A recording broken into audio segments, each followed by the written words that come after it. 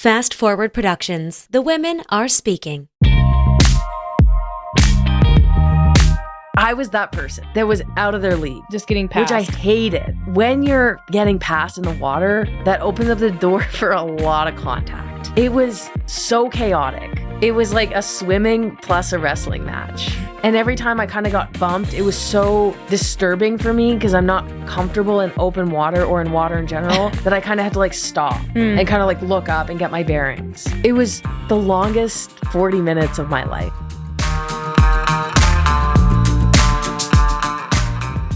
Welcome to Afternoon Snack Podcast. Thank you. I am so glad to be here. Meredith, my lovely co-host, and myself, another lovely co-host, Alex Parker. We today are bringing you the episode that you've all been waiting for. Drum roll. I don't know. I can't do the Chevy Chase thing. Race recap of 70.3 Ironman, half Ironman, Indian Wells that went objectively well on paper, but I had a lot of fumbles throughout. Do you have to say, is it 70.3 half Ironman? I don't know. Can you just say, I think that's redundant. I want it to be clear. I didn't do a full Ironman. Right. But the half was still hard. So I'm going to give myself credit and dedicate this entire podcast to it. And I would like to thank me for putting in all this hard work. I would like to thank me for taking no days off. I would like to thank me for all those early nights and early mornings. Yeah, I do want to thank myself. It culminated in a very, what's the word? Half-baked. A half-baked cookie is better than this experience. It's like I don't even want to use half-baked. When you work really, really hard and you study really, really hard, and then you get your exam results back and it's like a C+. Yeah. You're like, yeah. But so it was like, it was good on paper. So like really not a C+, but it was like a C+. maybe like a B, maybe like a B. Yeah. It just, I can't say it was a good experience. It was a symphony of errors. It was a challenge. And I'm here to talk about those challenges today. So please enjoy.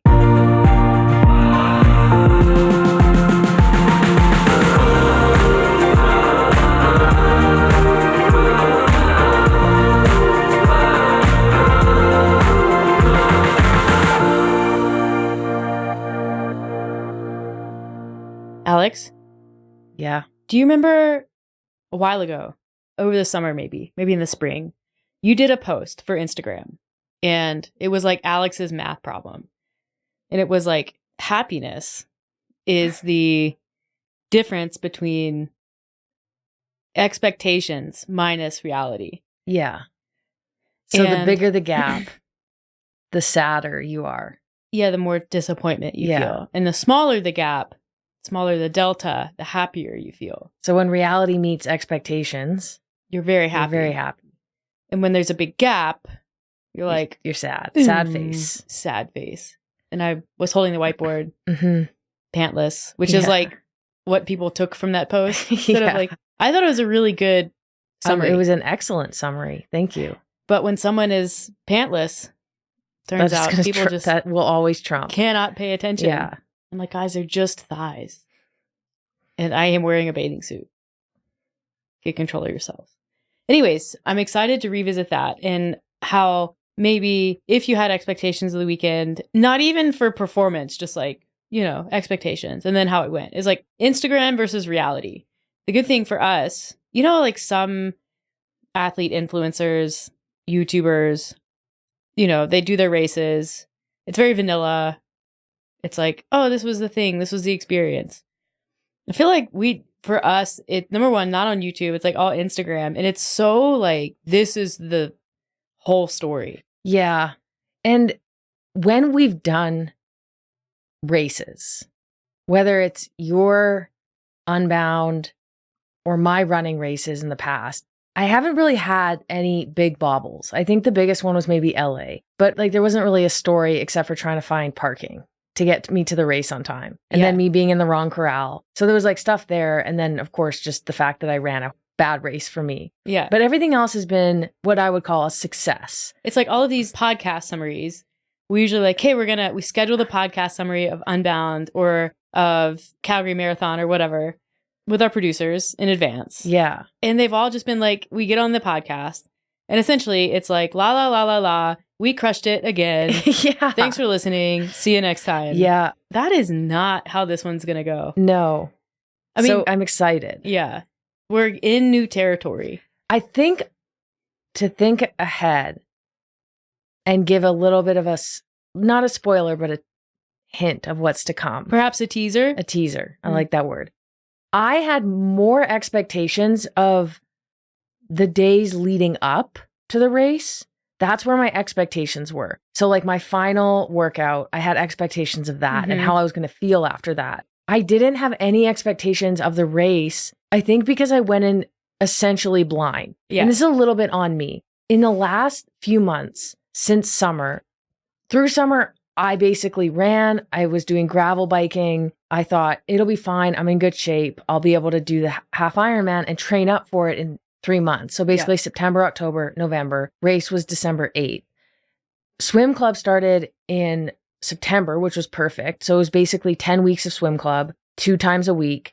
And then I thought I'll just, get on my TT bike and it'll be fine. And I'll just keep running. Like running is an easy one. But I had no idea what the actual race was going to be like. Yeah. Because I have never really been exposed to triathlon and I'm not really into YouTube.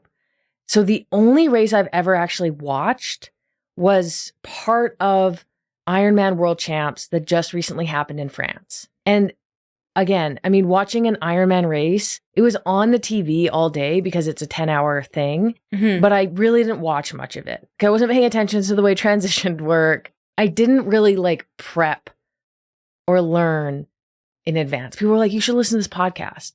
But I never did. Partially because I was just too busy. I think this is where I'm going to pause. This is where you and I are very different. Yeah. Because I obsess over the details about these kinds of events. Yeah. Like, I want to know everything that there is to know about everything that isn't racing. You read articles, you watch YouTube, you follow everyone who's done these races. Yeah. Whereas I'm like, I need to commit as much time as I can to training and nothing else. So I can out-train my transition errors. Where I'm like, I just don't want something that I could have planned for to detract from the experience or from like my performance. Yeah. That's kind of where I'm at. Is like, even like, not that I didn't involve myself a lot in your race, but even like your tires that went on your bike.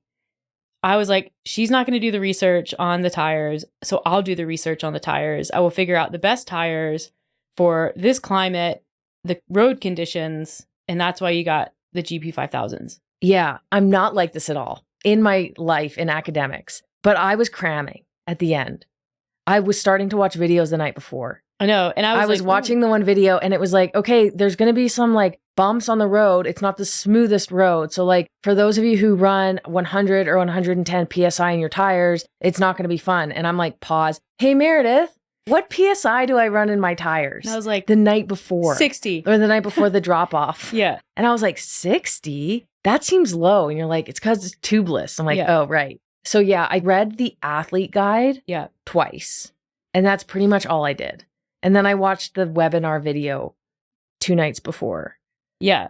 I was like, well, I was just trying to like, keep you calm about it. And I think I said, well, that's actually good because you will remember the things that need to be remembered and like forget the rest.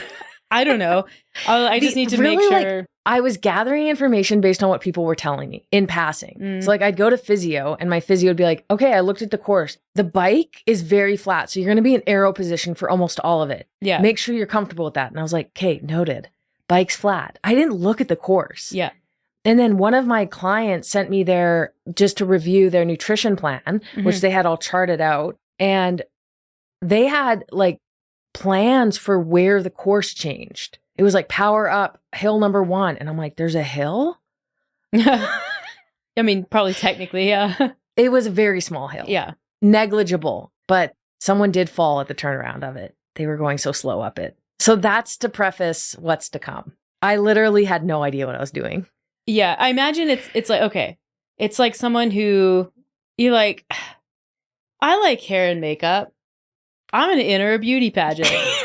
But like relying on the fact that you're already like pretty good looking. You're like, I'm really pretty. And people have told you you do well. So you just like show up.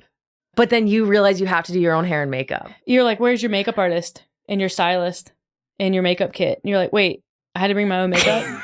You guys don't have makeup here? I didn't make any huge mistakes. Thankfully, in the athlete handbook, there was a checklist of things I needed to bring. So I utilized that quite a bit. Joe's a beautiful dog. Yeah. Golden Retriever. Has a pedigree. Fairly well trained. Be like showing up to a dog show with Joe. Yeah. Be like, we have a trainer. She's a purebred golden. Yeah.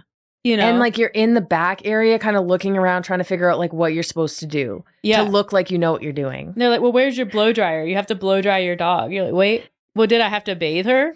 You know, things like this. It wasn't that bad.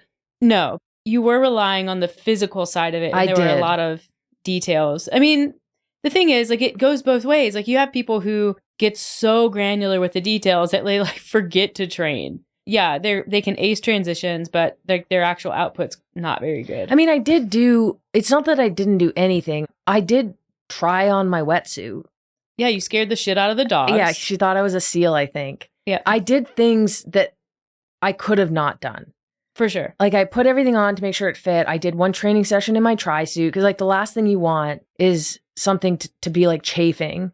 I made sure my shoes worked. I was on my bike, not really outside. Yeah. But I didn't do anything like, I mean, there was a thing last minute. We were like, let's move the seat back a few centimeters. But I did get a bike fit and then we'd made a bunch of changes to it. But it's not like I didn't do anything. It's not like I just grabbed a bike the night before and signed up. Or I prepped. I just didn't do what I could have done, which is learn about what to expect. So I went in with really zero expectations. Good. Yeah. I will say an expectation that I have. Maybe this is where we can start this podcast. We've had our business since 2018. We're 35. We live in a nice house. I would say, like, we have expendable income. An expectation that I have is that when we fly places, we are not sitting in, like, one of the last 2 rows on a plane. And yet, that is where we were sitting. Yeah, I know. I booked so far in advance, I can't recall my thought pattern. It may have been, I'll book the seats later. And then when I checked in late the night before, because we were traveling into Calgary, we were already in those 2 seats. So there was nothing I could do about it. But I know, I'll try to do better next time. Okay. We, however, got lucky. Yeah, there is something that saved the situation. It's a 3x3 plane, about 25 rows. We were in row 28, so 2 from the very back. And we were in the middle and in the aisle. And usually I make you take the middle because I don't want to be like have to interact with a stranger. So I like to have the barrier of you or my mom or someone who I'm traveling with. And I was like, you know what? I'm going to take the middle. I'm going to do the right thing. So I did. And there was a moment where I thought maybe no one was going to be in the aisle. Yeah. Or in the window. Because, like, no one was coming. Yeah. But I don't remember that seat being open when I checked in. So lo and behold, this is by far the most attractive person I have sat on a plane beside. And very apologetic. She was sorry that she had to sit, like, that her seat was beside us. She tried to talk the flight attendants into letting her sit in the back row. Yeah. Because there was no one back there. And they wouldn't let her. Yeah. So she's like, I'm so sorry. I have to sit in the window. Beside you. Beside you? Me. I know, that's what she said. Oh, you. Yeah. She was pointing at me. Yeah. And I didn't even get up. I was like, you can climb over. Yeah. You know what? My lap is also open for sitting. Just scooch on over. You can... No, I got up. I was normal. But then it wasn't normal when you were texting a friend about the whole situation and you like tried to snap a photo. I did snap a photo. And I was like, okay, that is crossing the line. She was like looking out the window and I got the photo, but you're like looking at the camera with this very pleased like look on your face. As in, look at this person. Yeah. Look at this. We got lucky. She was like a solid 10. Like, yeah. Like taller, blonde, tattoos. And then on the airplane. Was wearing a jean at least vest. That increases you by 3. Because most people like on airplanes, because you're in such close proximity to them, they're gross, like more gross. And that's just like normal. She smelled good. I'm like, I'm also gross when I'm flying. And also, she was really good about like not taking my space at all. You had the armrest. Yeah, I did. She didn't. And the last 2 flights I've taken, I haven't had the armrest. Mm-mm. To go back, I flew home from, I think, North Carolina by myself. And I was in a middle seat because you booked my seat and it was in the middle. Thank you very much. And I had 2 men sitting beside me. Oh, and like, it's fine. Nothing against men, except they tend to be bigger and they think they own the middle armrest, especially if there is a woman in the middle. They like man spread all over the place. But I'm like, what happens if there are 3 men? Who gets the middle? You're just like, they're like beta fish in a. You can't. I actually want to know. You can't put beta fish in a bowl with another beta fish because they'll just fight. And I think that's what happens. Is it just like however long the flight is of them just like knocking each other's elbows off the middle? Yeah, and going like, because I'm like, it's not fair. And so I was kind of mad the entire flight because I'm like, this isn't fair. It's because I'm smaller and they're taking advantage. But I want to have my arms out. I'm working. I'm on a laptop here. And so for the last like 20 minutes, I claimed the armrest. Hell yeah. And I had to really hold steady. Absolutely. You probably got a lot of bumps. And you're like, no, motherfucker. I'm in the I didn't middle. actually get a bump. I didn't. They respected it, but it was hard. Lean on your window. Yeah. You spread into the aisle and you leave me alone. Yeah. I was like, no, don't do what you normally do and make yourself small. Mm-hmm. These are yours to claim.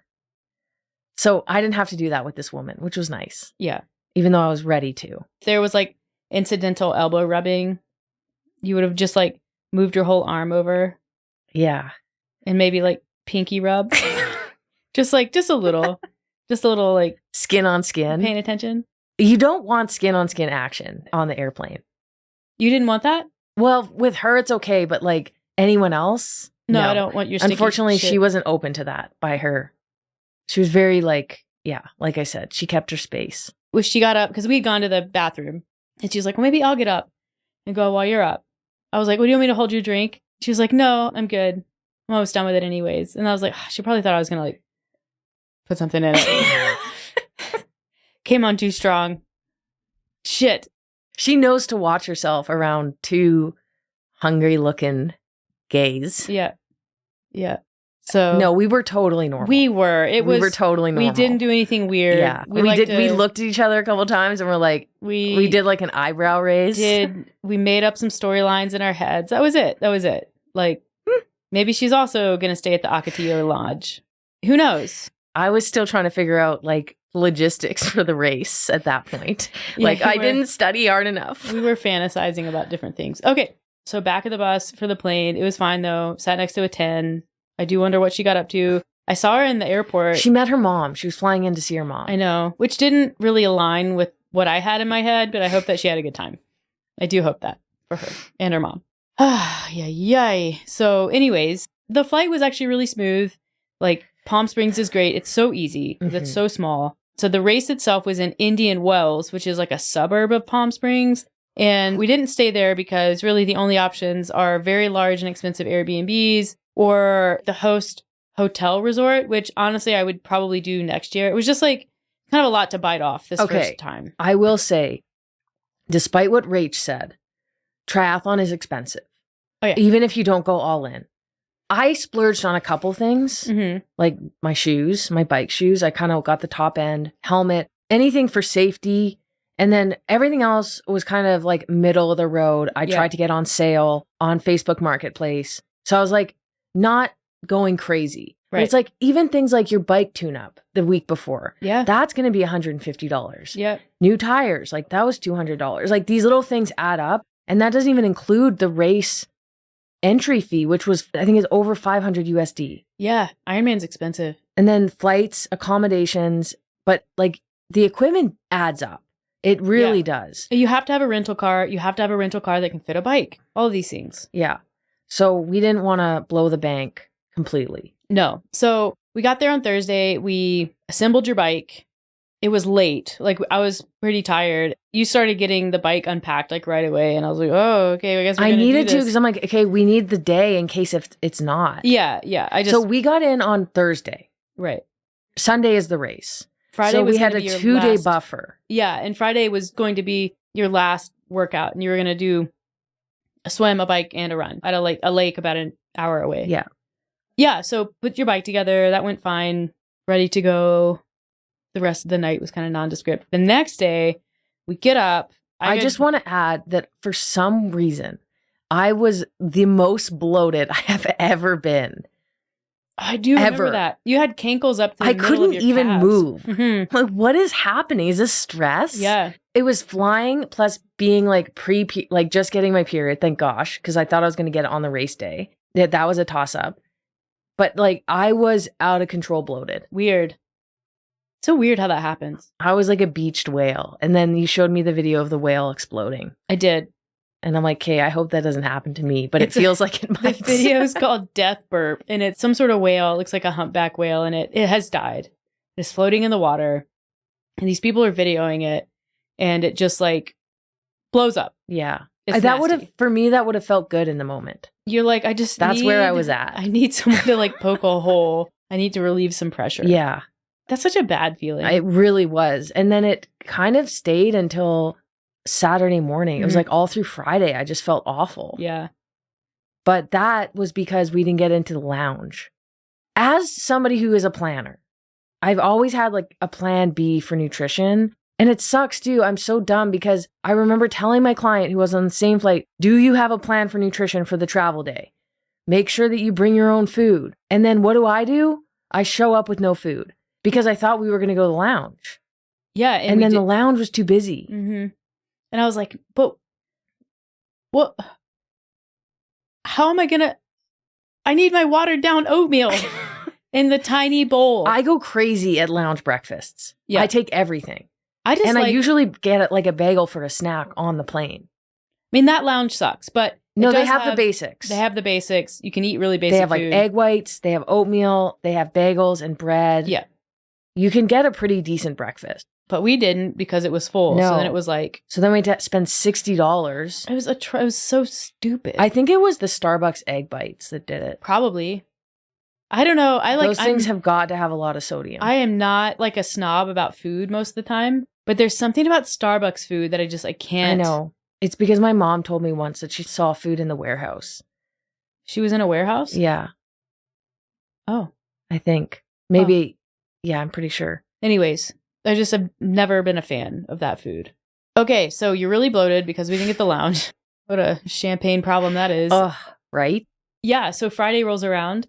I do my creepy hotel gym that isn't the hotel gym workout. And then we get in the car and we go meet Sherry and her friend who's he likes open water swimming at a lake about an hour away. For Indian Wells, the lake that they do the race in is not a lake that you can normally go swim in. Like they don't allow people to swim. So you have to find a different option for swimming in the days leading up. And so we went to this lake, Paris, something like that. Paris Lake. Perris. Yeah. Nice beach. Similar water temperature. 59. No, that was like 61. Yeah. It was warmer slightly. By 2 degrees. Yeah. Not perceivable. Okay, so my workout was 30K. No, wait. Start with the swim. Easy swim. I think I assessed that as 10 to 15 minutes. Yeah. And then 30K bike. It was going to be like 20K easy, 5K at race pace, 5K easy. And like going into this, I don't even know what race pace is because I haven't been on my bike on the road. All I know is power and cadence, which my bike doesn't measure on the road. I have to go by feel here. Well, technically it does. It just wasn't set up in time. We don't use we in that sentence. Meredith didn't do it. I didn't know to do it. Okay, anyways. And then finish with a 10K run, 8K easy into 2K fast. And already I was like, nah, that's too much. So I was going to like drop it back a little. So I did 10 to 15. Okay, then I get all of my stuff organized. This guy shows up and he's going to go swim in a Speedo. Yeah. And I'm full gear. You're like full wetsuit, swim cap. He's got like a pair of goggles and a Speedo that says stoked. Yeah. But I have like my the booties that you wear when it's really cold. I have not only a swim cap, but the neoprene cap. So we go into the water and I have never been in the water with a wetsuit. So I'm pleasantly surprised by how insulating a wetsuit is. It was remarkable. I thought I was going to feel like the cold water seep in, but it didn't really happen. You feel very snug in this wetsuit, worth the $500 that it costs. I fully submerge and start swimming. And I'm like, this isn't that bad. This wetsuit is pretty awesome. And then about 10 seconds later, maybe 5 seconds, I realize, okay, this is actually really cold. And I think it's when my neck and my face was submerged. Probably, yep. And so I turn around to you guys, you and Sherry on the beach, and say, wow, this is really cold, kind of laughing. Mm-hmm. And then I proceed to start swimming again and hyperventilate. I'm full hyperventilating. So I'm in the water, and every time I try to breathe, I'm like hyperventilating. So I'm not actually getting any air in, but I also can't keep my head underwater because I need to breathe to hyperventilate. Yeah. And I've been in a cold pool with you, like the Nordic Center. We've gone into that cold plunge. I know what your hyperventilation, like your response to cold water is like, yeah, I'm a big baby. It sounds like you're giving birth. I also booked Palm Springs thinking, oh, Palm Springs will be warm. Mm-hmm. That'll be nice. That's the one I'm going to book without even thinking about the water temperature. I didn't know until November when someone said, you know, the water's like really, really cold, right? Yeah. No, I didn't know that. So I thought about practicing with some cold exposure, like in the shower or cold tub, but I hate it so much that I didn't. Oh. I didn't know that you had decided not to. No, I thought about it and was like, nah, Hmm. I'll be fine, I think, in my head. Famous last words. So I turn around to you and Sherry on the beach. And at this point, I'm about 20 meters out. And I say, I can't breathe. Yeah. And then kind of wait for you to respond. And you just kind of like both looked at me. Oh, I was like, sometimes she's dramatic. And so I was like, is she being dramatic, or is this like I need to go in and do something about this situation? And then you were like just sort of treading water. And then you turned around and kept swimming. And I was like, dramatic. I know. In my brain, I thought, I'm here. If I can't do it today, I'm not going to be able to do it tomorrow. But also, there's a guy swimming in a Speedo. So, like, this has to be okay. This is doable. Get your shit together, Alex. Okay. And then I continued. It did take a while for me to adjust. Yeah. I felt, because of the cold, very discombobulated. Mm-hmm. Everything I learned in swim club went out the window. I couldn't think about my technique or form or trying to be efficient. It was just, it felt like survival. Like at one point, it was just making sure I was breathing on the right counts. Okay. I couldn't think. It was like my brain froze. So I get out of the water and I'm like, I'll be fine tomorrow. I'll be fine on Sunday. Yeah. This was good practice. I feel like that's all I needed, was like to realize what I had done wrong to do it right on Sunday. Okay. Yeah. I mean, exposure helps. Then I get on the bike. I try to get on the bike. And I think because my brain's frozen, I'm wearing, if you're familiar with biking, not you, Meredith, the audience, if anyone's even still listening to this, the look pedals that are like shaped kind of. They're like a U shape. Well, they're not circular. And so there's a part where you clip kind of the toe part of your cleat in and then you click down, just like with anything. But I think because I just have always gotten on the bike while it's stationary, I just never really think of it because it's very easy. But when you're like walking and like the bike's moving and you're trying to click in, there's like an added element of difficulty or something. Yeah. So I'm there with Sherry and we had like walked up the parking lot because I was documenting everything and I was like trying to get all of the legs on video just for like, oh, Alex is doing her last session, you know, be cute on Instagram. I think Sherry was going up by the road to cheer you on and then go on her run. And you get on the bike and you go to clip in and you like miss the pedal. Like it didn't clip. And so I started to say, like, bring the pedal up to 90 instead of trying to do it at the bottom. That will be easier. And as soon as I start to say that, you say, the pedals are on backwards. And I was like, what? And you're like, the pedals are on backwards. And so I come over and I just want to say, okay, with the look pedals, all right, the front of the pedal is minimal. the back has more of a clip situation. Okay, if you're familiar with alpine skiing, the front part of the binding is what the back of a look binding looks like, a look pedal. So in my brain, I'm like, this isn't right. Yeah, so I scream. I don't scream. I panic say, the pedals are on backwards. And then I said, what? And you said, the pedals are on backwards. I had shut the video off. I was walking up to you and I was like, you said, no, they're not. No, they're not. And I'm actually so embarrassed. I know, you should be, but we're telling this story. I said, no, they're not. And then you said, like, the confidence. You were like, the confidence that you have. Like, you can never be wrong. And so I'm like, shit, like, I did put this thing together, like, late at night. Maybe I did something wrong. And so, like, I was panicked that I'm like, it's your bike. You know, you're apparently pretty confident. I actually was the one to put the pedals on. But I remember saying, is there a specific way? And you said, yes, this one's the left one. Yeah. So I put them on. But I had told you this I'm is saying the left that and because this is the right. I remember how easily they went on. Yeah. It was like, oh, it's really easy to put pedals on. It is. Because I had never done it before. Then, so we take the pedals off. Like, I grab the wrench and just pop them off. Just like Unscrew F1 them. speed. Yeah. And then getting them on was a different story. Getting them back on. They wouldn't go on. So I'm like starting to do it. And then you were like, Kimmy, let me just do it. Let me just do it. So you're trying to do them and they're not going. I'm trying to do Sherry's them. there the whole time. Sherry's walked up. And then that guy comes back. He's not Rob, a bike guy. But he still was like looking at it because he swam longer than me. Yeah. So he comes back. He's bright red. Yeah. Because he didn't wear a wetsuit. And he's like, what's going on? I'm like, the pedals were on backwards, but we can't get them back on. So we're trying and trying and trying. And this probably is going on for like 10 to 12 minutes. So Sherry calls her friend, who is a bike mechanic guy, and says, hey, I'm here with somebody who's going to do the triathlon on Sunday. And they're trying to get these look pedals on, but they won't go on. They were on backwards, but now they won't go on the right way. And he says, oh, well, gosh, it would be awfully hard to put them on backwards because the threads are different, right to left. It was in that moment. It was like I had been hypnotized, and that combination of words is what needed to be said to snap me out of that.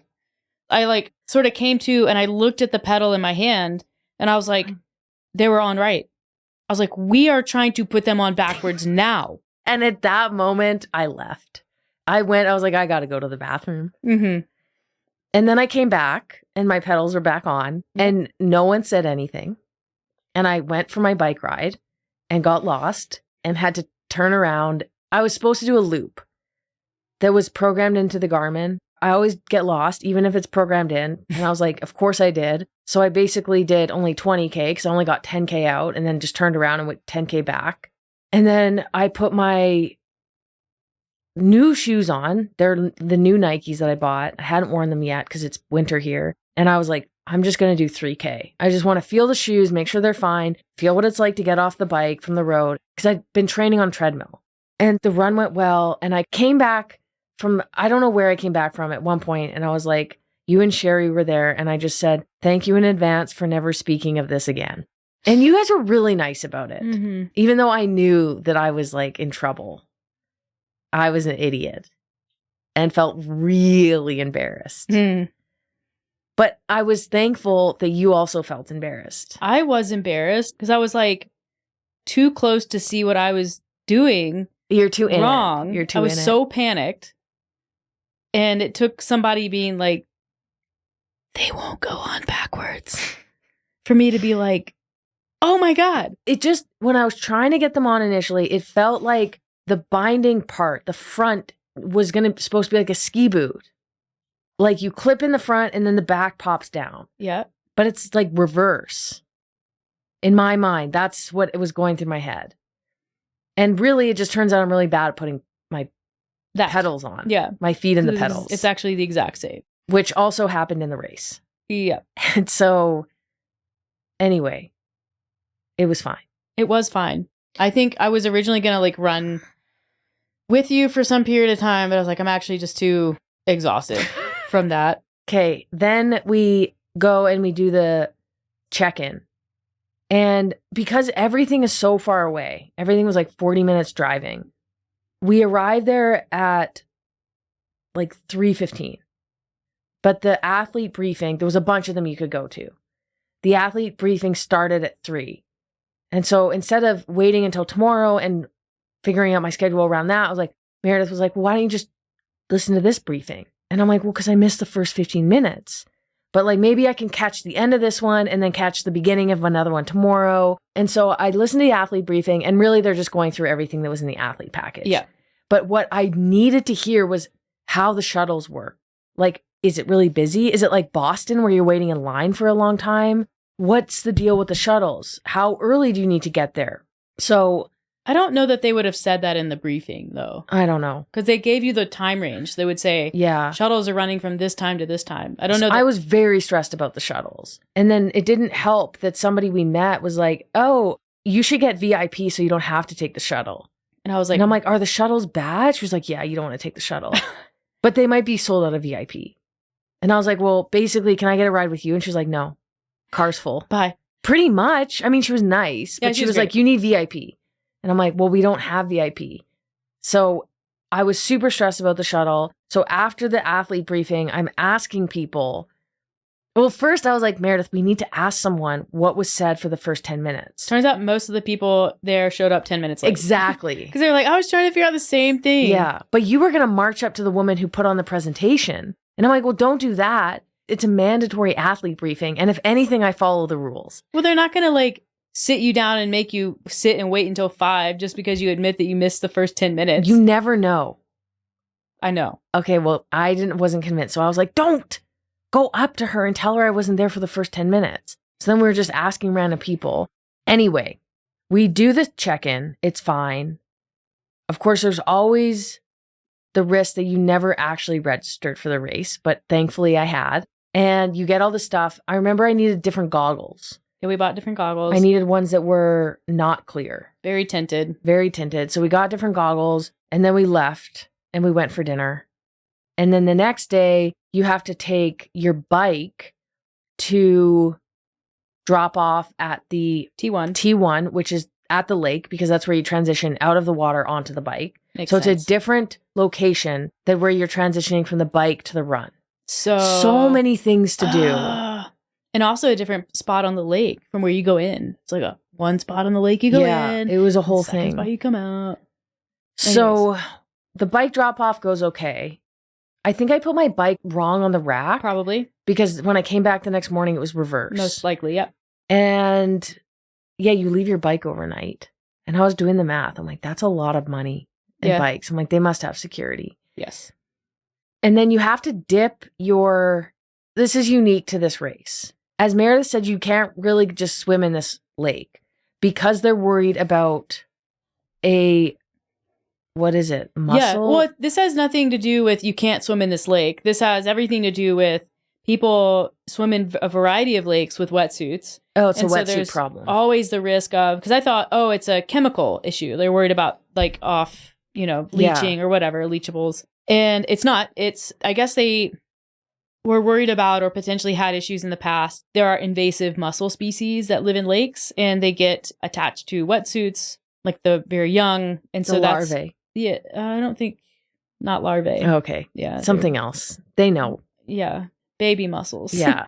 So you can cross-contaminate lakes that way. And so they had a protocol for this one where you had to essentially dunk your wetsuit in like a chlorinated pool to disinfect it and kill any type of like parasite that might be on it so that you don't cross-contaminate the lake. Yeah.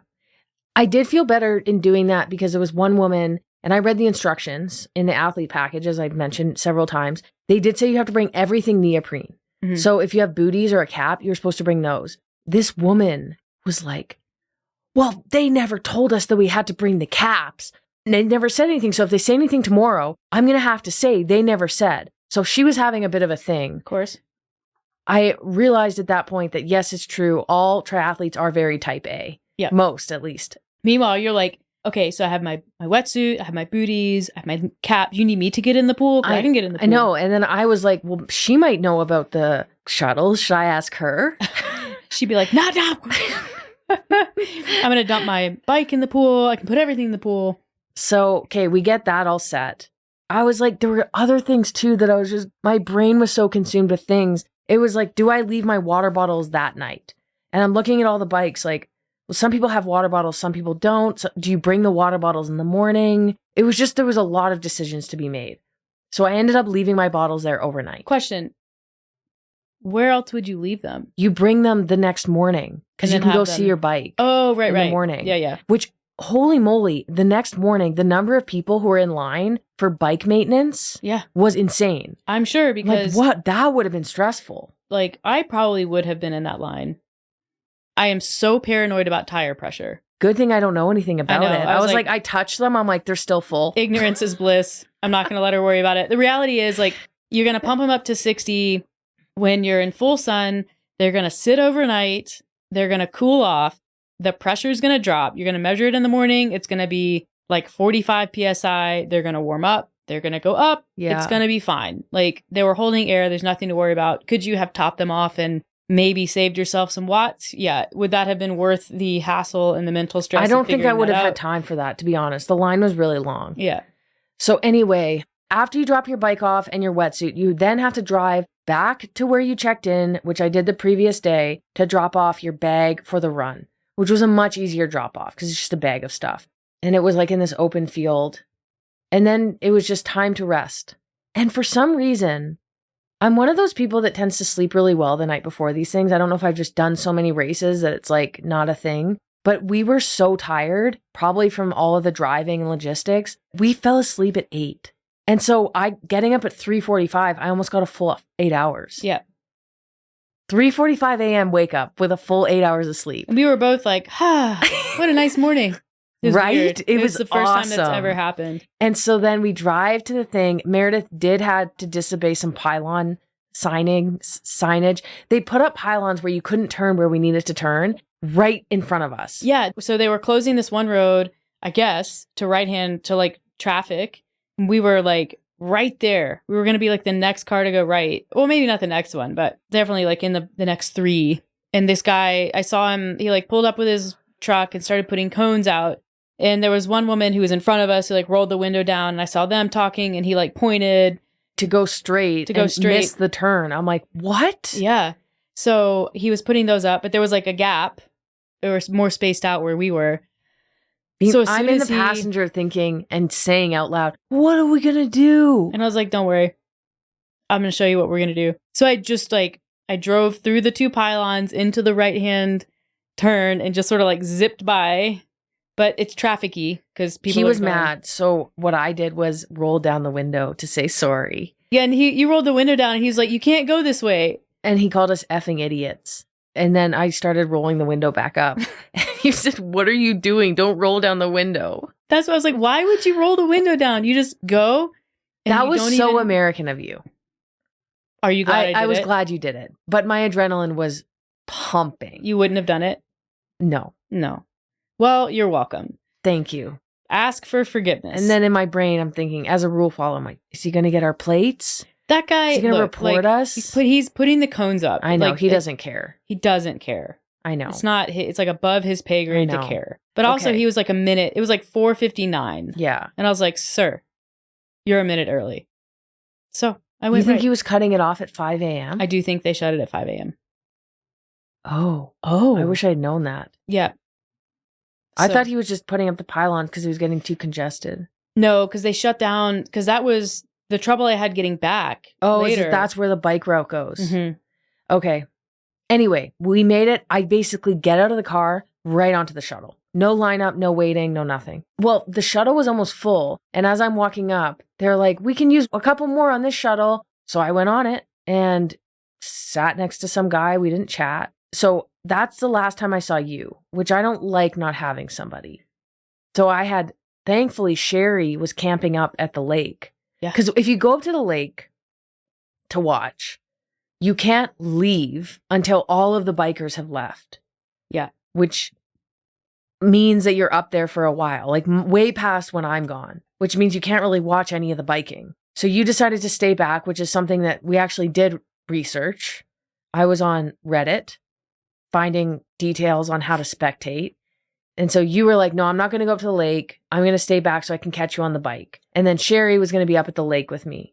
And then instead of driving down, she had her bike. So she was going to drive down to meet you. It was great to have somebody up there. And what I will say about Ironman is because it's such an ordeal, it seemed like there were fewer than 3,000 people competing, which means you're not going to really be in a bunch of crowds. There's not going to be a ton of lineups. Registration goes really easy. It's not like a running race where there's like 40,000 people at some of these big races, which also explains why they're so expensive to register for. So the morning of the race, it wasn't chaotic at all. I mean, yeah, there's lineups for the porta potties, but nothing crazy. Thankfully, I was able to go to the bathroom, went pee, put on all of my stuff. I did put my wetsuit on backwards and then was like, wait a sec. I was probably in it for 10 minutes. It was 10 minutes? Yeah. And then I realized, like, why is the zipper, because I've only put this thing on once. Why is the zipper in front? And then I realized it was on backwards. Yeah. There were just a series of things. Then I had Sherry put Vaseline on my neck because you get really bad chafing. Yeah. And I put everything on. I go into the water because you're allowed to dip into the water to calibrate to the temperature. So I go into the water and I try to calibrate. Is it acclimate? Yeah. Okay. I feel like calibrate works. I don't think calibrate works. Okay. And then you get shuttled into this corral. And I have my goggles around my neck because I don't want them on my head yet. Okay. I go to grab them and they're covered now in Vaseline. Yep. And I'm like, oh my gosh, you idiot. Because my neck is like slathered with Vaseline. Thankfully, nothing got in, but now my hands had Vaseline. So I'm like, I can't now touch my goggles to clear them off. So that was something. And then the last week of swim club, I had discussed with you using earplugs because I have a tendency to get water in my ear to the point where I can't get it out. And I find it very annoying. And cold water can be especially disorienting. Yeah.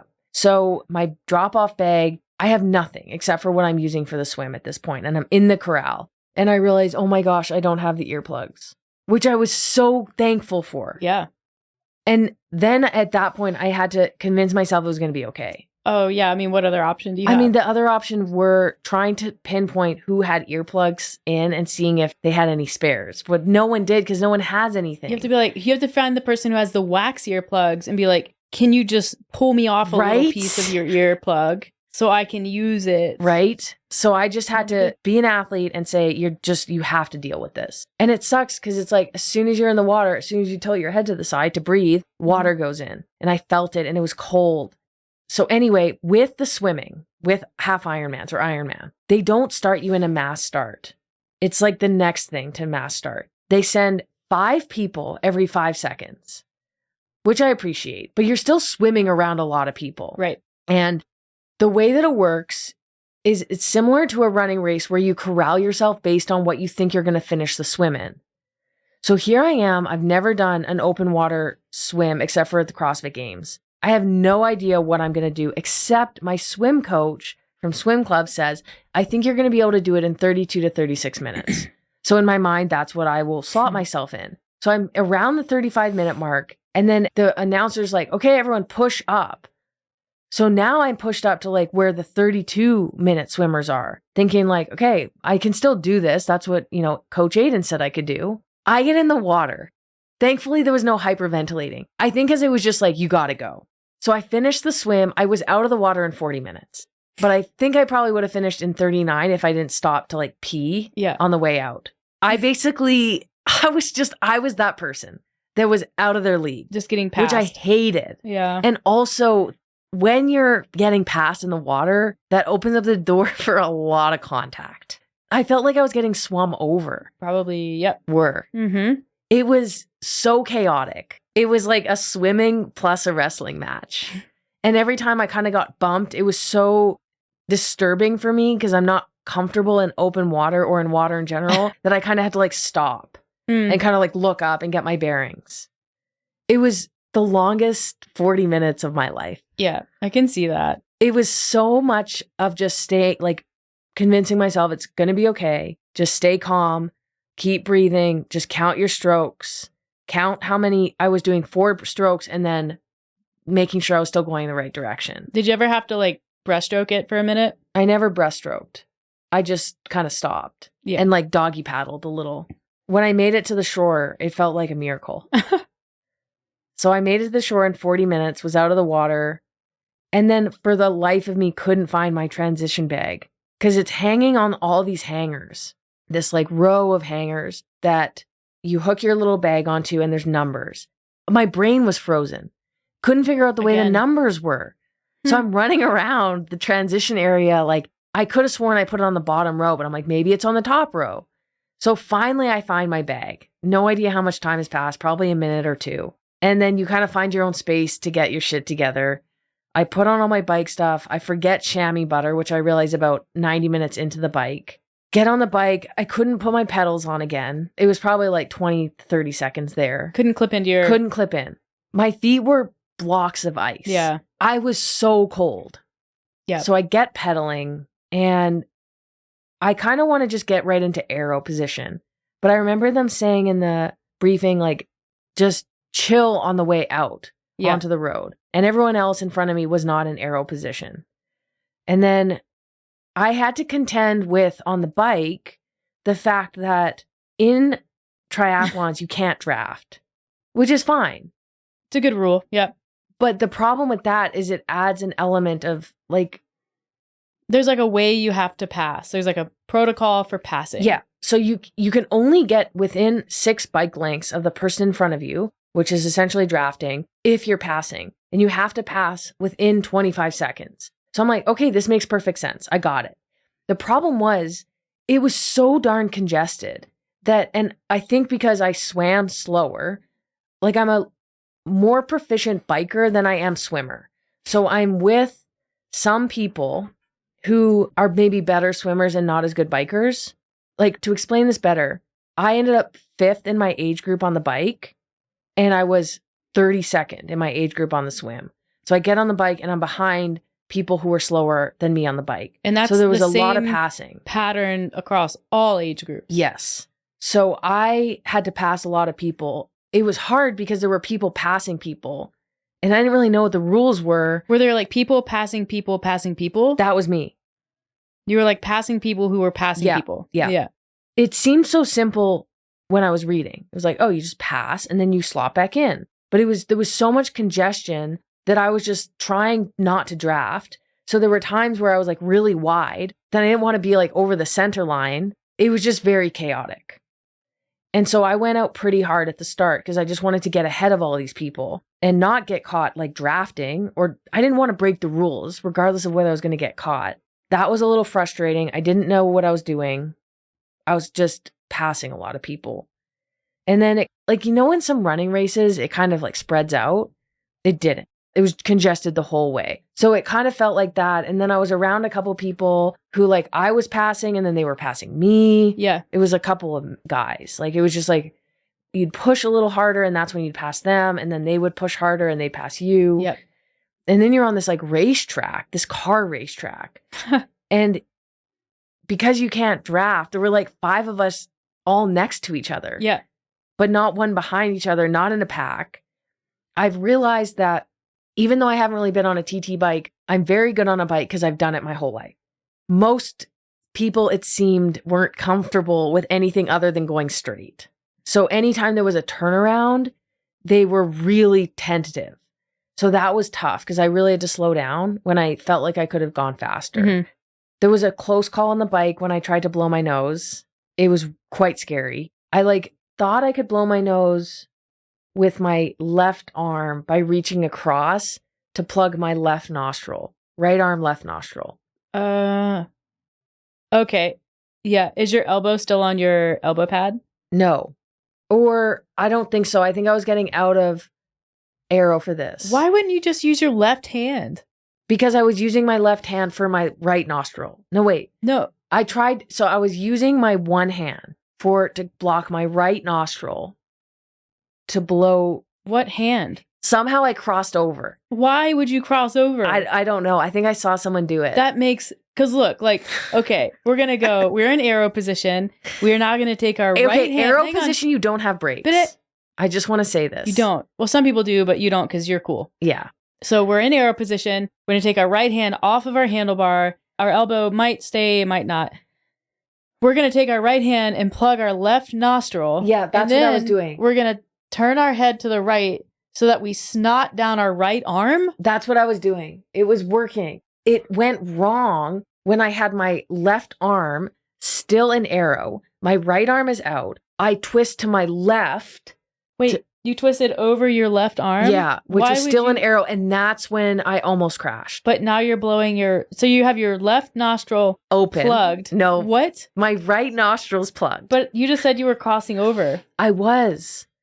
So did you cross over for one and then not for the other? Yes. I was trying to do both nostrils one hand. Different sides. That's just impatient. It wasn't. It was impatient. It wasn't how I had been doing it. I thought I saw a more efficient way from the guy ahead of me, tried it, almost fell. Look. It was super scary. I was weaving on the road. Phil Dunphy. Slow is smooth. Yeah. And smooth is fast. I never did that again. It was super scary. Because crashing on that bike would be really brutal. Crashing on any bike is brutal. Okay. So. And like crashing because you're trying to snot rocket is the worst story of all time. Yeah. Thankfully avoided that. The bike was fine. My hips were really hurting because I wasn't really used to being in that position. Yeah. Even though my physio told me I trained for it, I just didn't have enough training. I think the difference is, I mean, you did plenty of training, lots of mileage, like riding a bike and moving it through space is going to be different because you have that, like you're balancing. It's just a more dynamic situation. Yeah. Actually, I felt my hips in training, but I kind of thought, well, it is what it is. It won't feel as bad on race day because nothing does except, I guess, this race. You don't have like the most phenomenal hip mobility. No. So I was so ready for the bike to be over. Probably more so for the bike than even the swim because it's 2.5 hours. Yeah, it is a long time. And it wasn't like it was fun. It was engaging, but it was frustrating. There's a lot of people who, and I'm not saying that you are this person, it's just like an interesting thing. There's a lot of people who are actually and would be more efficient on road bikes than they are on TT bikes. But they have the TT bike, so they ride the TT bike. I mean, it's possible. I didn't find that when I was training, being on the Zwift bike to be that much easier in terms of outputting power. No, I don't think you're that. And I did notice that when I was out of aero, it was less aerodynamic. You feel it. All right. So I finally get off the bike. I see the person ahead of me loosening their shoes so they can just take their feet out. Like they get their shoes off and keep them attached to the bike. So what I'm hearing is like there's a lot of like learning. I was learning as I experimenting as you go. Yeah. But like there was a lot of looking around. You're like, I know. I swam in 40 minutes. I did okay on the bike. I'm going to save a lot of time by loosening my shoes. It wasn't this. It was I need to get my feet out of these pedals because they are so cold. No, I need to get my feet out of my shoes. Right. They were completely numb the entire bike ride. Yep. From being cold and just being in bike shoes. Yeah. So I loosened my shoes by like doing the like boa. I thought you were going to say boa. I thought you were going to say it. I loosen it. I was going to say buoy. And then I'm like, no, that's not right. We're on the bike, not the swim. Oh, the other thing about the swim is the way that the light was shining the sun, you couldn't see anything. Blinding for at least a third of it. It was so brutal. You look up and there's just like limbs and splashing. Sounds right. So, okay, we're getting off the bike. I see the person ahead of me taking their feet out of their shoes that are still attached to the pedal. That's clearly a professional. Okay. No, because they're in the amateur version. It's a joke. So I loosen my shoes fully, and then I go to take my foot out of the shoe, and the shoe unclips from the pedal. So you didn't loosen it quite enough. So I'm like, okay, now I am in fully loosened shoes, and I have to run through the transition area. I also can't feel my feet. It feels like I'm on stumps. So I'm like, okay, what I'm going to do is stop and get my shoes off. So I'm carrying now my bike and I've got my shoes in my other hand, running in my socks. The opposite of a pro move. Okay, we've just made everything But I'm harder. also like, my feet need blood in them. So this is still the right move. I was confident in that. So I get to my bag, I sit down, I have to brush now all of the grass off my sock and try to like massage my feet to get some blood in them. I put on my shoes. It was actually a pretty smooth transition. I then applied Body Glide because I'm like, things aren't going well down there already. I don't want it to get worse. Down south. Down what? Like your thighs? Yeah. No, a little higher. The crotch area. The crotch-cha-cha. Yeah. Okay. So I go out on the run and I'm like, okay, I finally have made it. Now I get to shine. Here we go.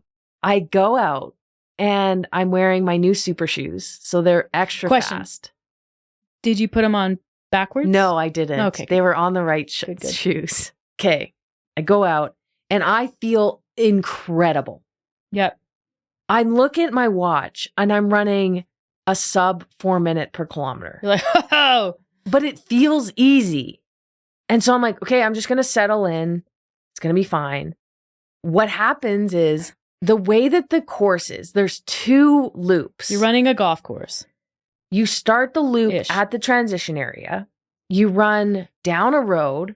Then you go into the golf course and you run pretty much every pathway in the golf course, including areas where there's no pathway. So you're on like sand and grass. Very frustrating. You exit the golf course. You run on the road for a little while. Again, like 2 kilometers. And then you basically run right past the transition. Like it's a full loop. Like you're running right where you started. You do your little lollipop turn.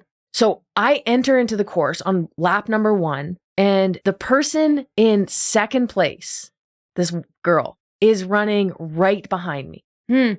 So she's probably thinking like, who's this chick? Where did she come from? And now I feel like I'm responsible to like pace her and like she's drafting off me. Weird. So I'm like, okay, I got to keep this pace up because I don't want her to pass me. When really like she's so far ahead of me, it's not even funny. She probably saw you and she's like, oh, she can't swim. 100%. So then it gets congested because it's on a golf course pathway. And I'm like, I need to prioritize this person. So I slow down and I let her go. And I'm like, you go, girl. You're crushing it. I strive to be like you one day. You said that? No. In my mind, I did. Did you pat her on the butt? No. Oh, well, 2 opportunities. I was going to say good job, but I'm like, don't be that person. Just stick to your own race. Don't do it. I look fit. So there may have been some confusion. That's what I was telling myself in my head. I'm like, she probably thinks like I've passed her at some point. And she's like torturing herself right now. Yeah. Like she's going to realize that like my number is actually 1,133. It's not 33. Your number was 1,030, by the way. Yeah. It's not 30. Probably why I couldn't find my transition bag. Probably too many. That's like too many numbers for you to remember. Yes. We've talked about this. Yeah. I bet she was like, that's a cool tri-suit she's got though. And she's fit. Yeah. She looks fit. I needed to boost my ego but at that she can point. squat at least 135 pounds. She can probably put 45s on the bar and squat it. At least. Okay. So we're running down the road. She's still behind me. We get onto the golf course. She's still behind me. I let her pass at one point because it starts getting congested. The first loop around the golf course was fine. I was just trying to get a feel for how my legs were going to feel. Felt great for the first 4K. And then my calves absolutely exploded. And I think it's because the golf course was super undulating. It does, yeah. And just with everything that I had done previously, I was fatigued. Yeah. So I back off a little and I'm like, just run around a 4:30 pace. Make sure that you're comfortable because you don't want to blow up. So I'm at 10K. This is when you... Wait. Had you seen us yet? No. Okay, carry on. 10K, I see you because that's where you do the second loop. Did we give you a boost? A little bit. Okay. It's always nice seeing. And now you start seeing all the people who are like 45 minutes behind you entering to the run course. Yep. I realized as I started the second lap that I must have been incredibly distracted by the professional triathlete running behind me. Oh, yeah. Because I didn't pay any attention to where you go. And I have a worry always when I'm running races that I'm going to turn the wrong way. In Calgary, I was so worried that I asked someone. I'm like, the marathoners are still here, right? I'm always worried I've missed a turn. Yeah. Apparently, I was so concerned that I had missed the turn off for the golf course for the second lap that I was like, no, I got to go back. I think I missed the turn. So I pull a Yui on the road because at that point on the road, It was a 2-lane highway. People were running A 2-lane road. Yeah. because of the way that it was. Yep. So I start running in the other direction, Backwards. essentially. Critically backwards. And I'm running for, 45 seconds. Now I'm second guessing whether or not I should have turned back. And I'm like, is the golf course? Because I don't see the golf course turn off. It's not getting closer. There's no sign of it. Maybe it actually is that way. So then I stop and I ask at the next water station, I say to a volunteer, excuse me, where is the turnoff for the golf course? I think I've gone the wrong way. And so she says, well, what lap are you on? And I'm like, 2. She's like, then you're done. Just run to the finish. But I'm like, no, I'm only at 11K. I haven't done the second lap in the golf course. So she goes, you got to go that way to the golf course. So I was going the right way before I turned around and started going backwards. So it was right, and then you made it wrong, and then you made it right again. Yeah. And then as I'm going back towards the right direction, some guy on the sidelines was like, oh, what? Do you have a twin? I just saw you. You're like, nope, just an idiot. I was Bye. like, no, it's because I went the wrong way. Confirming the golf course turnoff is down there. And he's like, yeah, you got to go that way. So I was like, phew. So I turn onto the golf course. At that point, I got one of the worst feelings in my feet I've ever had. We were watching the live tracker, and it's just like your paces are looking good. And then all of a sudden, it's like a 8:38 minute per mile. And so Sherry and I are like, oh no, what's happened?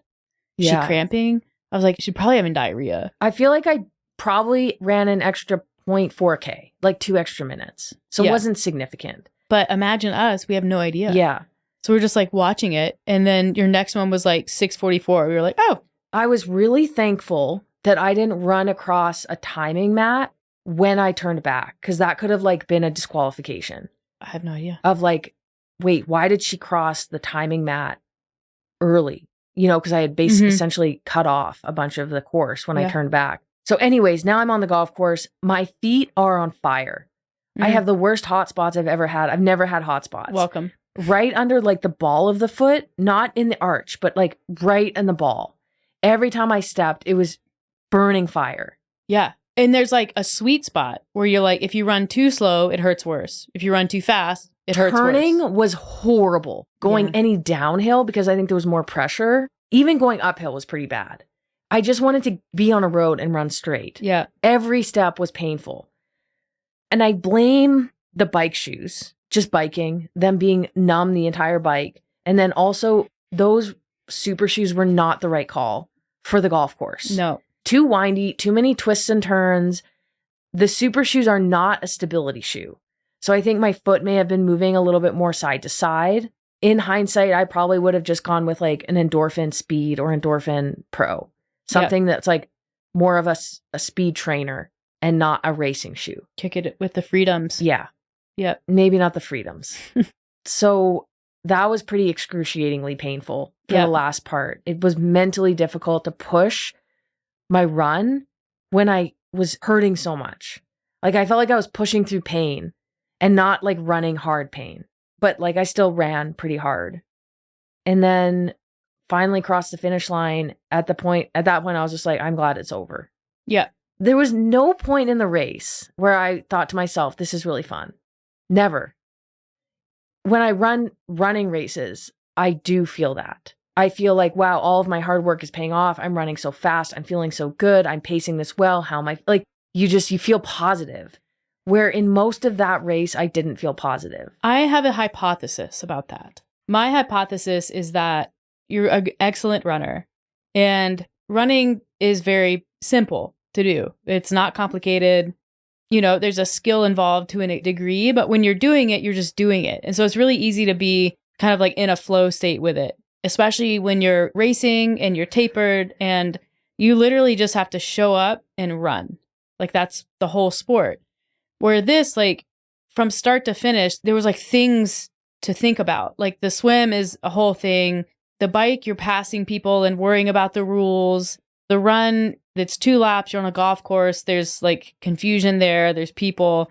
So it's probably not that it's not enjoyable, but like you don't have a moment where you're in the flow enough to even be fully like present with the physical part of doing it. There was no flow state. Yeah. Not once. And I think I hated running on the golf course. Yeah. I understand why they had it on a golf course. And what I've learned with triathlon is like, you never compare your times really triathlon to triathlon. It's not like running where, you have some differences in elevation, but for the most part, you're running on a road. With triathlon, the courses can be very different. And sometimes I think even for the Vancouver triathlon, they didn't have the swim because you couldn't. And the run was on gravel or something. So you kind of just deal with it. I hated it. And the second lap, because you're getting all the people behind you running. And I think for a lot of people, running is the hardest part for them. Yeah. So you're getting really slow runners. And sometimes you're getting like people in 2x on a golf cart path. And I'm like, guys, move. So you're running around people, you're on grass. Like, it was so stupid, but like, fine. I just felt that in the race. But you're right. It was frustrating. And like, I was never in a flow state. Things I did well, my nutrition. Yeah. I had a good, simple plan for that. And I nailed it. Nice. There were even things like getting your water out of the water holders. I had 3 bottles that I needed to finish and 2 30-gram gels. When I finished, I liked pulling the water bottle out of the main compartment. The one on the down tube, not the seat tube. Yeah. Yeah. And then there was one in the front, which was fine, but it was leaking. So I didn't want to utilize that one a ton. I was trying to take big sips of that. The one on the seat tube was tricky to get out. So what I did was, when that was the only full one left, I had about 30 minutes left on the bike. I'm like, okay, I'm going to finish this water bottle. What I'm going to do is I'm going to switch it and move it to the down tube and move the empty bottle onto the seat tube. And I pulled out the empty water bottle from my seat tube 3 times, thinking that that was the one that was full, forgetting that I had switched it into an easier way to get it in and out. It was just like little shit like that where I wasn't thinking. Didn't cost me any time. It was just moments in the race where I'm like, oh, idiot. It's just like mounting frustration. Yeah. That's part of the sport, though. I know. I mean, I know it is. that's like, Transitions are a thing. Like, Yeah. yeah, I had a 7-minute transition. That's part of the sport. I can't say like, oh, I'm really good at triathlon if that's happening. right. Things I did well, nutrition. So I had, just to cover it in case people are interested, the 3 water bottles each had 55 grams of carbs, the Scratch Super Carb, and then I also used some of the gnarly Fuel 2.0. I added electrolytes, the Never Second, they're unflavored electrolytes. So I added 200 milligrams of sodium into each bottle. You basically had done the math that you would replace 50% of your loss. Yeah. Knowing that I wasn't going to sweat a ton on the bike because I was going to be cold. It was kind of cold in the air and, you're moving. Yeah. You've got the wind. And then I had 2 Never Second gels, which are 30 grams carbs each. So that put me at like 60 to 70 grams of carbs per hour, which is like my upper limit of what I feel like good with. And then on the road for the run, I had water at every station, which I rarely do when I'm running. But because of the duration of the event, I felt like I needed water. Plus, it was really hot. Yeah. Because you're running at 10 and not my usual 7 a.m. when races start. And then I took in 3 gels, one every 25 minutes. And that was a good strategy. It was very simple, probably about the bare minimum that I would recommend for carb intake. Yeah. But my heart rate never gets super high on the bike. So I think you're managing intensity in that way. But yeah, I was thankful it was over. As I was running, I'm like, I'm not doing one of these again. But then after, I'm like, I have all the stuff Yeah. and I can do it better and it not be so frustrating. Yeah. Think getting this one out of the way. I don't think that you are someone, don't take offense to this. I don't think that you are capable of preparing in a way where you're not going to have those experiences. Like, I think part of your learning is having to go experience that. Yeah. And that's kind of when I was approaching the race, feeling very unprepared in that regard, like putting on my wetsuit a couple days before we left, making sure it fit. Those were things where I'm like, this is going to be a no expectations kind of race. Mm-hmm. You need to go into it just knowing it's going to be a learning experience. And I was thankful for that. Yeah. Because otherwise the frustration would have been much worse. I had no expectations on how fast I was going to bike because I'd never been on a course. the swim, I only had an expectation because of what my coach told me. And then the run was, again, I didn't know what it was going to feel like to run a half marathon after all that. So it was all learning. I was fine with it. I ended up getting a good time. Objectively, your learning experience was still like sub 5 hours. Yeah. A lot of my mistakes, I don't think cost me a ton of time. So I was lucky in that way. Yeah. But there was time that I let go. And like, I don't even like talking about the time because it just doesn't matter. Yeah. I mean, you eliminate the mistakes, like you develop more confidence in the water, you become a better swimmer. You can easily get back 5 to 7 minutes there and like not be in such a panic state coming out of the water. Like comfortability and like familiarity goes a long way with these races. And I think that's the biggest thing to be gained. Like the only thing that I think you can really improve at is the swimming. Like everything else is just do a better job. I think with most events that I've done in terms of running, every time I do one first. So the first time I did a marathon way back, there hits a point where you're training, it only gets you so far. And then you have to go with your tenacity. And I remember getting to that point in the marathon way back in 2013 with 10K to go. And that's when like tenacity. Then since I've been running, and it was kind of similar in Chicago when I got back into running, my first marathon back, it was like, you know, I got to 34K and it was like, okay, your training is stopped there. Now everything is kind of painful. You're breaking down. You just need to make it to the finish. Since getting better at runs, I have felt strong throughout the entire run. Like, even though it gets very hard, you have the confidence and the capability and the training where you can continue to push that entire time, even though it's very hard.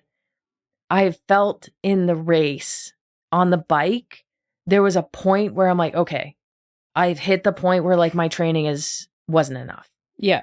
And that's when you're kind of like, you're just pedaling, you know, your power is way down. Your knee is kind of hurting. Your back really hurts. You're not in the state that you wish you were for this. And that wasn't fun for me because I wasn't used to it. I just felt very beginner.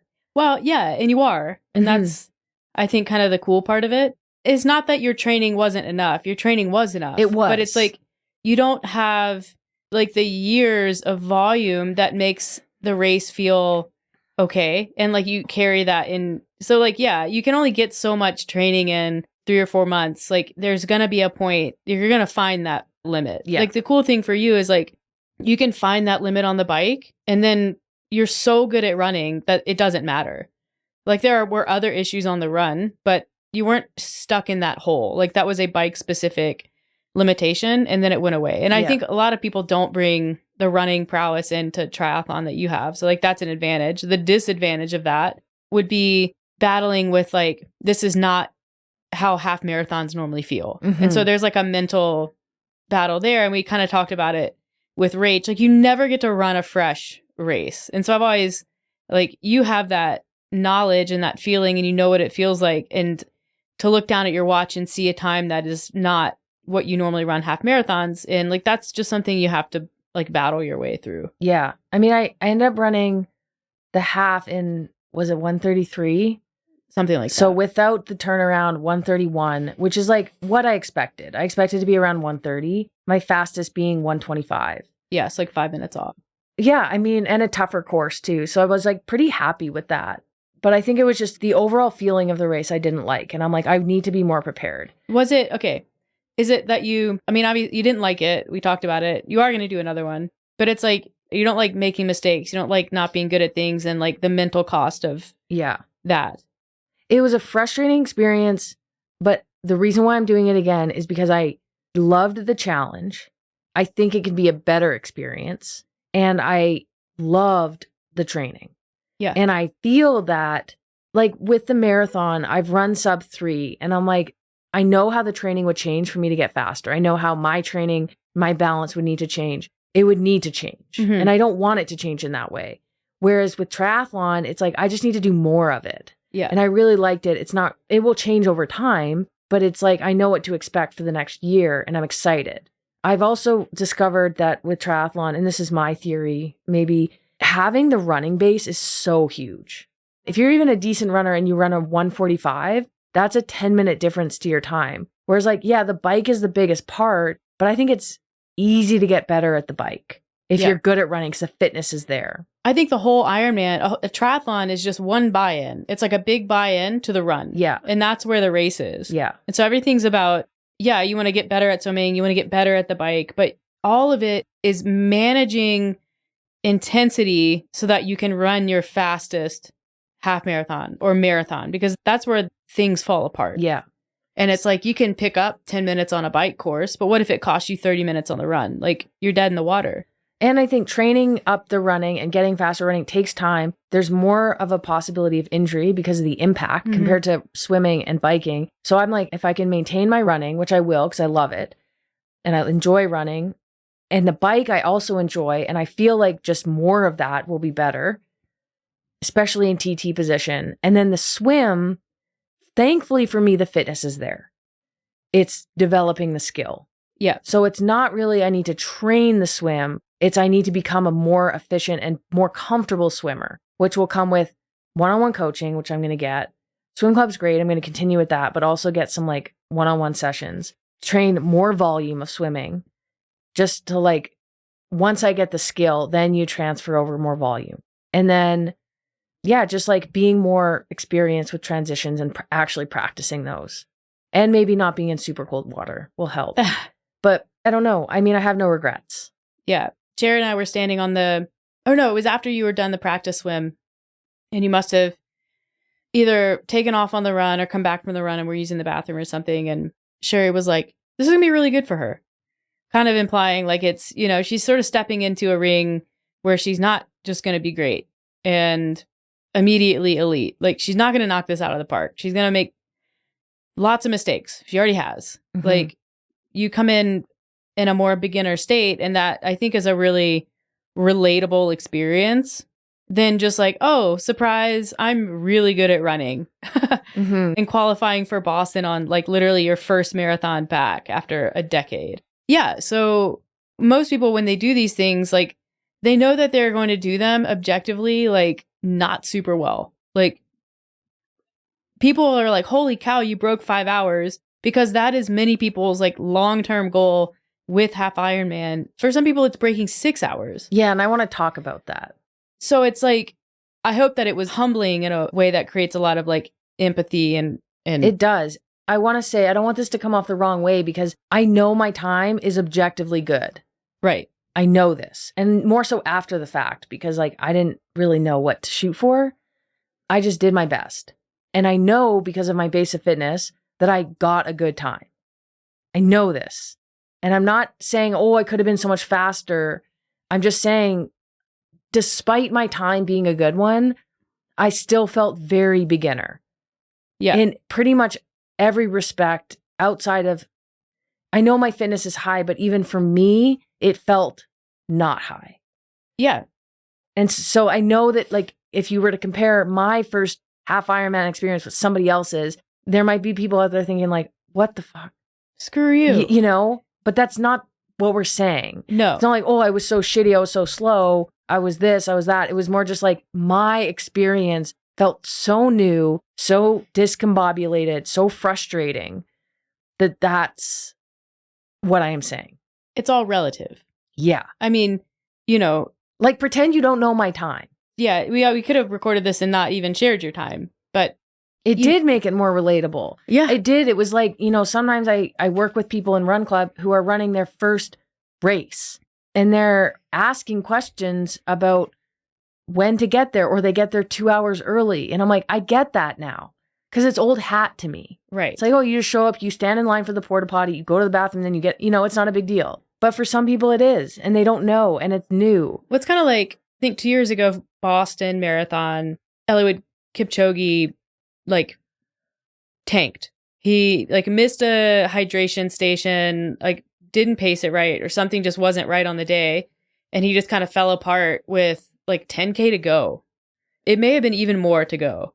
Actually, I think it was, because the announcers were like, oh, he's probably going to drop. And, talking about when these elite runners, when this happens, because it does happen, how many of them will just drop out of the race. Like, they'll DNF it because it's a long season. There are other races on the schedule, and the cost is quite high to like continuing, and potentially, or not even, risking injury, just expending that energy for nothing. No money, No money. no results. Exactly. Like So you're why finishing not out of just the money.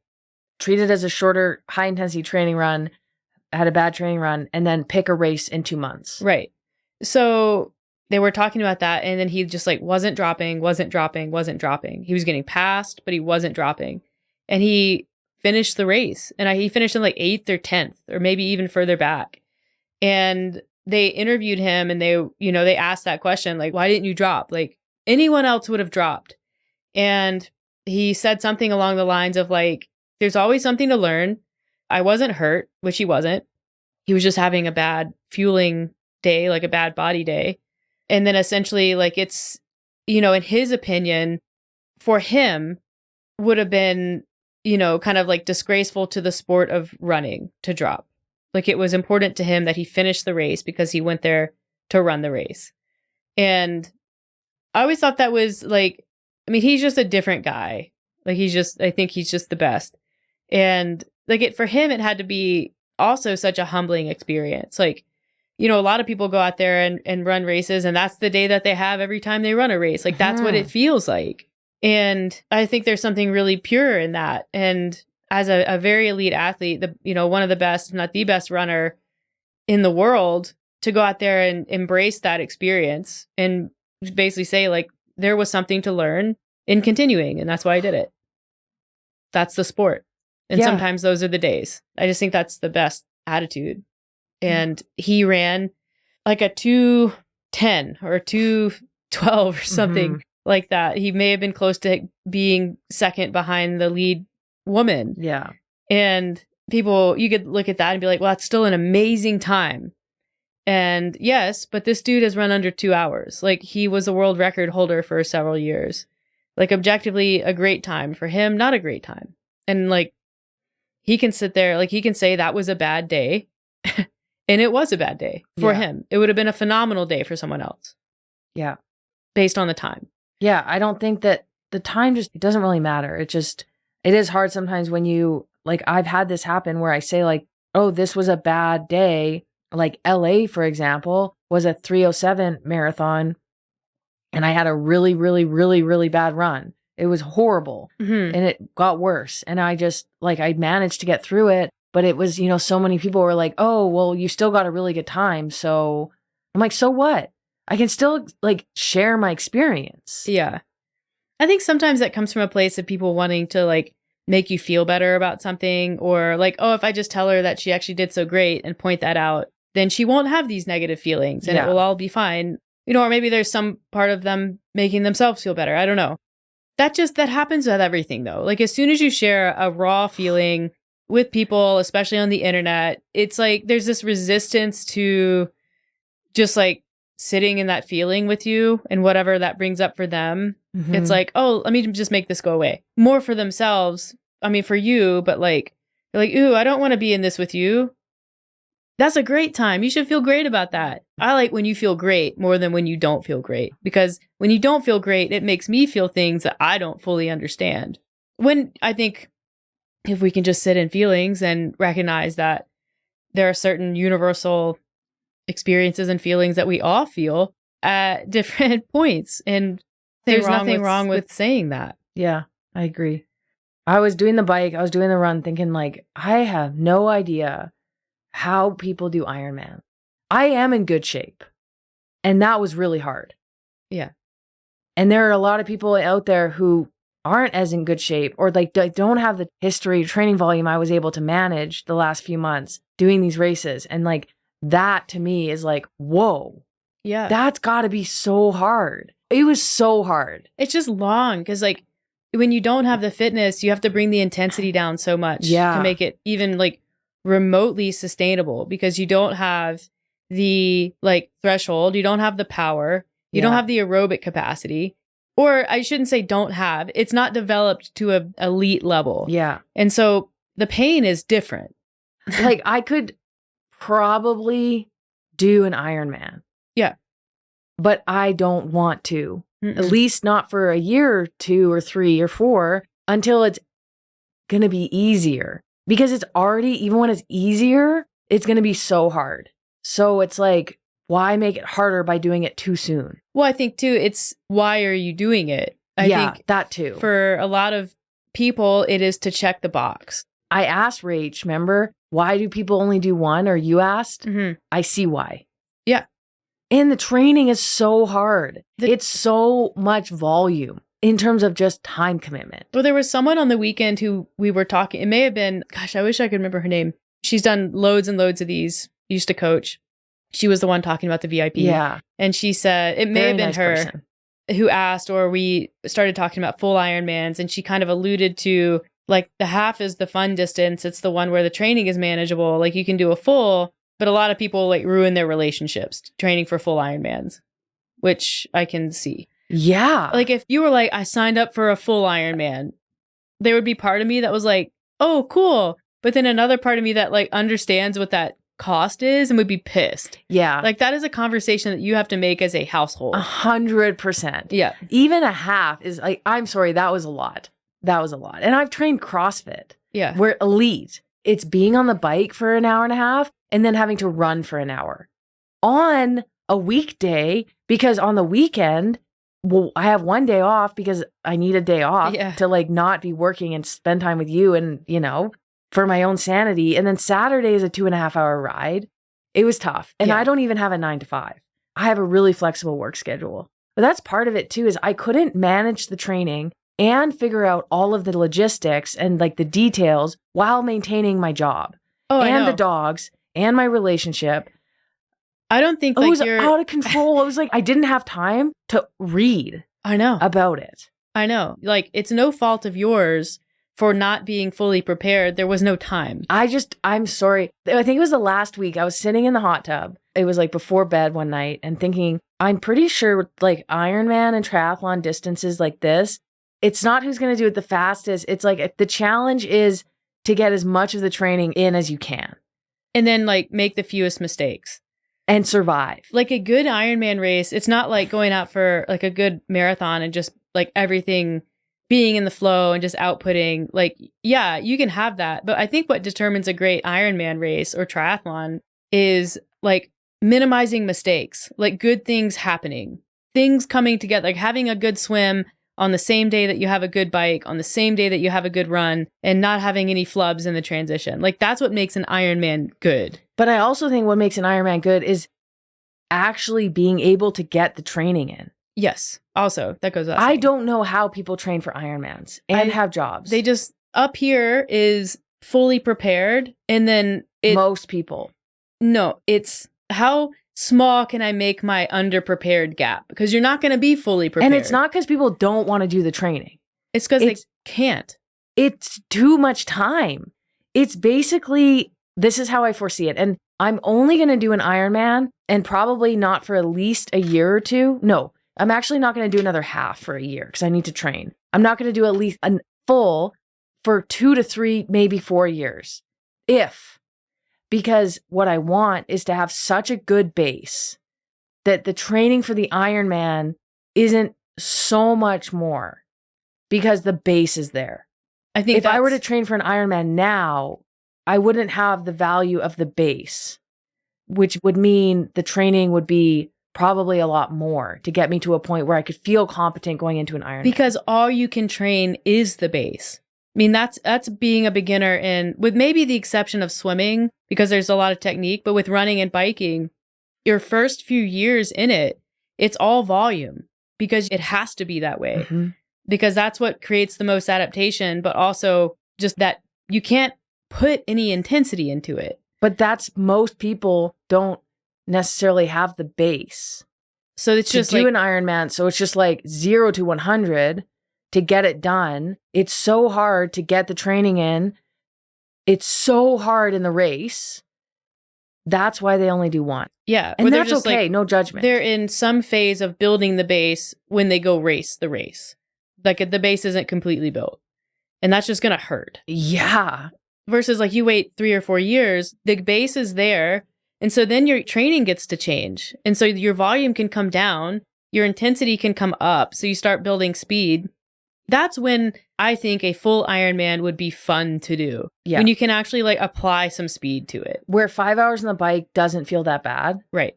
Because you've done 25-hour rides instead of 2.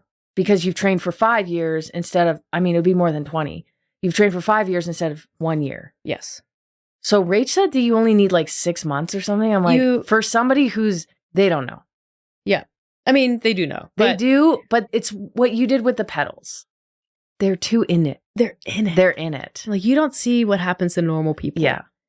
Yeah. I mean, I think that anyone can do an Ironman. Agreed. Can they race an Ironman in 6 months? No. It's similar to the way that some people approach marathons. Yes.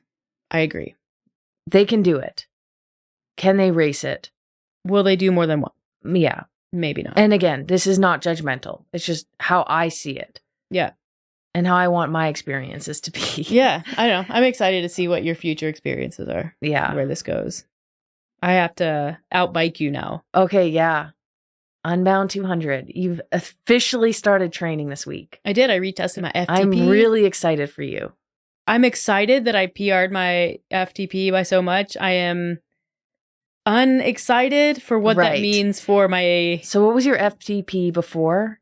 The first time I tested it, like this time last year, a little less than a year ago, actually, I tested it. It was 185. What? And then I tested it again and it was 195. Okay. And what did you get it the other day? 224. Okay. That's your FTP. That's my FTP. My FTP, I think I got 224 average watts for the 20 minutes. So my FTP is 203. You would have gotten 213 then.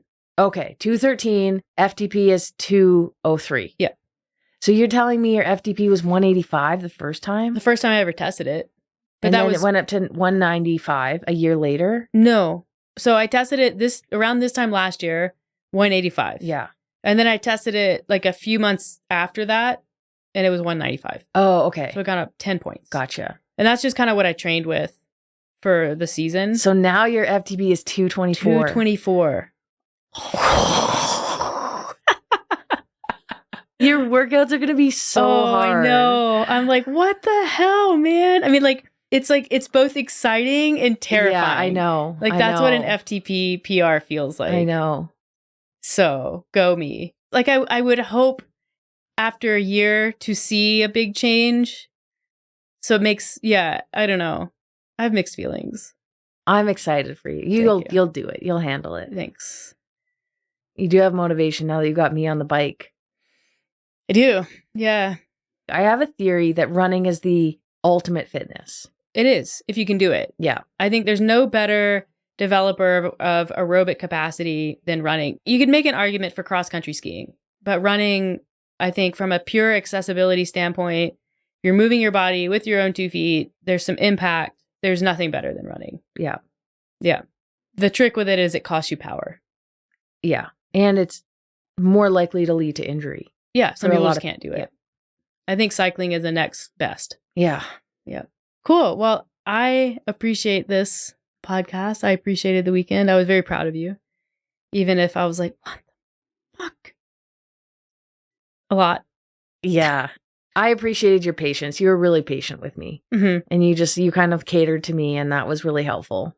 So, I mean, there's no way I could have done it without you. Even just getting my bike and getting my bike ready and having that in working order, I don't think I would have been able to handle that on top of everything else that I didn't do and did do. It's a lot. Yeah. So, you're welcome. Yes, thank you so much. Yeah, next fall, I'm going to do another one. Maybe on the East Coast. Yeah. We'll see. Warm. I need it warm still. Warmer water. Which means like definitely East Coast. Yeah. Atlantic. Yeah. Yeah. Alrighty. Well, thank you for listening. Appreciate it. And we'll catch you on the next one.